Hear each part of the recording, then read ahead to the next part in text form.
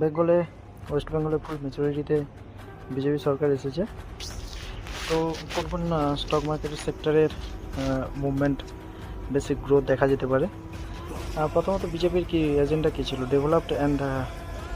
Development মূল focus ছিল development is equal two কি আমাদের কি হতে পারে ধারণা রয়েছে। তো infrastructure and construction sector grow করতে পারে। এল&টি এনসিসি লিমিটেড, তারপরে পোর্ট লজিস্টিক অ্যান্ড কি গ্রো করতে পারে। আর ট্রেড, যেমন আমরা কি এখানে পেতে পারি, আদানি পোর্ট আমরা পেতে পারি। এখানে রয়েছে আদানি পোর্টের রিয়েল এস্টেট ওয়েস্ট বেঙ্গলের সবসময় ভালো ছিল, কলকাতার বেস্ট অনেক কোম্পানিও ছিল এবং যেখানে অনেক কিছু বড় বড় প্রজেক্টেরও ছিল।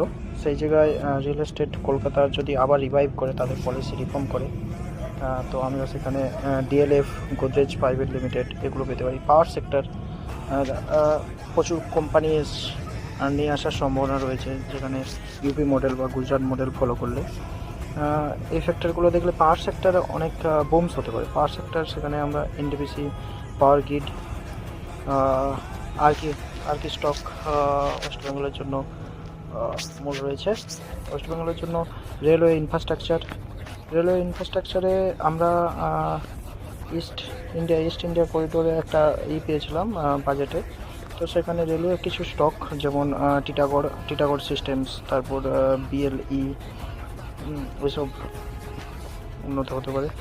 আর গ্রাউন্ড লেভেলে আমরা যদি দেখি, তাহলে গ্রাউন্ড লেভেলে আমরা কিছু দেখতে পারবো,